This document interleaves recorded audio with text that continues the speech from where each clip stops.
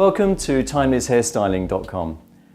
Today I just want to take you through some of the tools that we're going to be using throughout this series of looks at different periods of hairdressing. We're going to do some modern hairstyling that you can do in the salon now, and we're also going to be taking you through different periods of history and how we can use today's tools to work those looks. So I set a table up here, a bit like a food table, but it's a hair table, and we're just going to talk about the tools that you can use and the sort of things that you might want to have handy when you're on the road or when you're working with hairstyles from different periods. This is a traveling dryer. It actually opens up and the hood is inside, and you can work with this very easily, carry it around. Also, for those of you that haven't got hold of one of these, this is a great little tool which a lot of people carry around with them on movie sets and everything now. It's basically a hood for drying hair if you're using a wet set or if you're just wanting to dry your thermal spray in. And this you can use just by attaching the end to any blow dryer. And so it means that you can immediately get a more set look if you're doing a 60s look, or if you're doing a period look where you want that hair to be more firm. This is a great little tool to have. Moving down, sticking with the dryer, if you've got a diffuser, that's great for curling hair or to make sure you're not blowing the hair around, but also you can buy these small sponges. They will stick again on the end of any dryer, and it stops the air but it keeps the heat. So you want one of those, very small and compact, so it's great. Hot rollers have always been popular. They'll originally come with the clips, but if you lose those, we'll go through how you can just use a regular pin to hold the hair in place. Always get sets with different sizes. They come in different sizes and different amounts, but that's up to you what you want. But hot rollers are a great alternative to a wet set. Hot sticks, which were really popular some years ago, you can still get hold of, and these are good for extremely firm sets. They've got a wire coil inside, they get extremely hot, but you can get a large amount of movement very quickly with these. And then obviously the magnetic roller or the regular roller set, these come in all sizes. And again, if you're doing a wet set or a thermal set, then these work extremely well, and you will get more of a period look with these, especially if you're doing a lot of extras or you're doing something say from the 50s or 60s. You might want to work a lot with the rollers as opposed to the hot rollers. Regular brushes that you'll find you need. A Denman is your basic blow drying brush. You'll find those work extremely well. A vent brush I always find handy. Lots of aeration so you can get things done quickly. Paddle brush, flattening, smoothing, good with long hair. You have to have a boar's bristle brush for when you're doing long hair.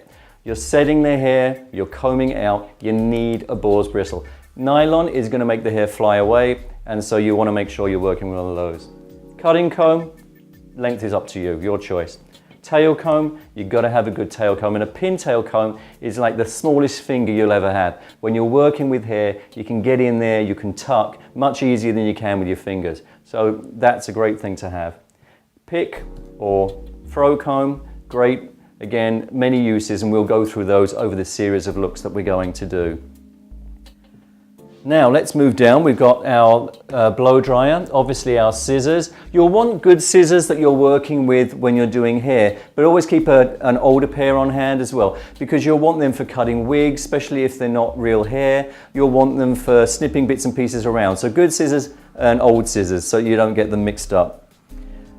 Equipment like curling iron, major to have, and get different size barrels so that you can do and achieve different looks. You can get a lot of really great professional ones these days. And if you're doing something like a school play and you're working with regular stuff that you have around the house, irons and that, perfectly fine. Just get something that's got a good temperature to it, because it will make a big difference as to how it works. Flat iron, you really want a good flat iron so that you can work very well with that. Smoothing hair, you can curl hair, you can do a ton of things we're going to go through with these, really fun. And then older equipment like crimping irons. They come, this is a wonderfully pink pair, more modern, it's a kid's pair, but again it works very well. This is an old set that we got from a thrift store. So if you haven't got one or you can't find a modern professional one, then you can go and seek them out. They're really good for adding body to the roots of hair when you're back combing and things like that. They also add texture, which is very popular and has been through periods of time. Again, if you're doing something from the 80s, this is going to be an ideal tool. And again, through the periods that we go through, you'll see how that works.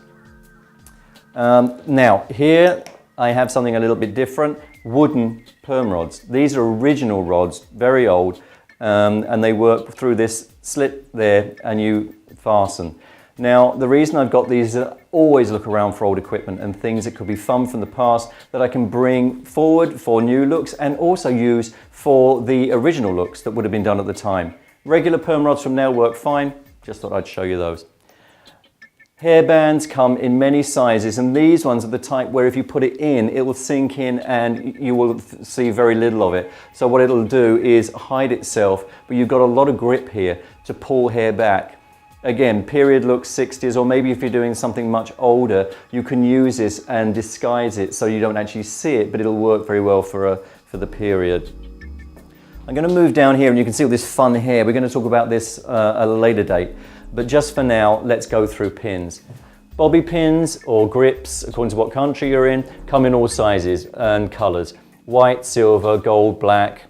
And here you can see we've got the larger versions. These are used quite often with the regular set rollers, different sizes here, and then pins. Hair pins or fine pins, again, according to where you're from. And you can see lots of various sizes, and they will all work very well for different looks. This is a plastic hair clip, and there's several of these different things you can scout around for in your own countries. And again, this is plastic, but it's based on tortoise shell, and this would have been popular many years ago before the grips and pins came out. So if you can get something like that and you're doing period looks, it works very nicely because it gives it some authenticity. You might get your firmness with these grips, but then you can use this afterwards. Regular small clips are used, I think in some countries they're called Lady Janes or just metal clips.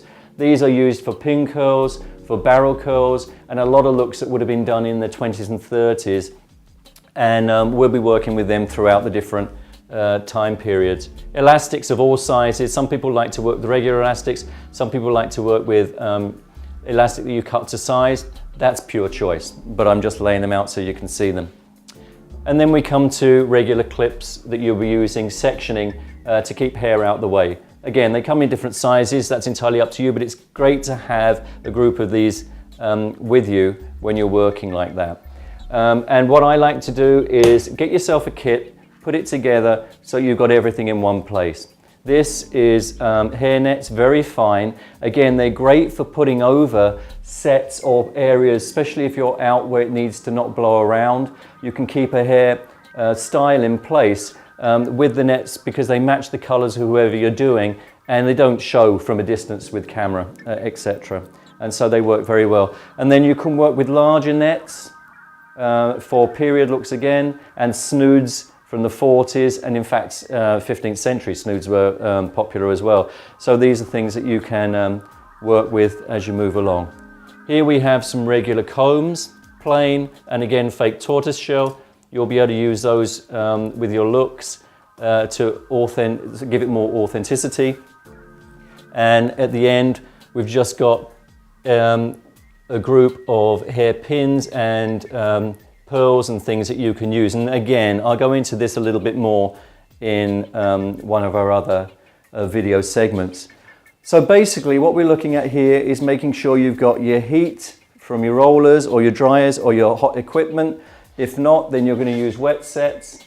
And here we're going into all our combs and brushes. If you've got this basic set that I've just spoken about, then you've got everything you need to get started on doing hair from nearly any period you can think of, which is real fun and exciting. You've seen the head here.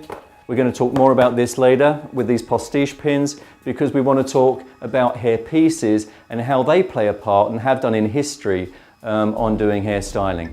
So I hope you can join us on our journey on timelesshairstyling.com to look at different periods and different ways of doing hair throughout history, and I think it's going to be a lot of fun. See you there.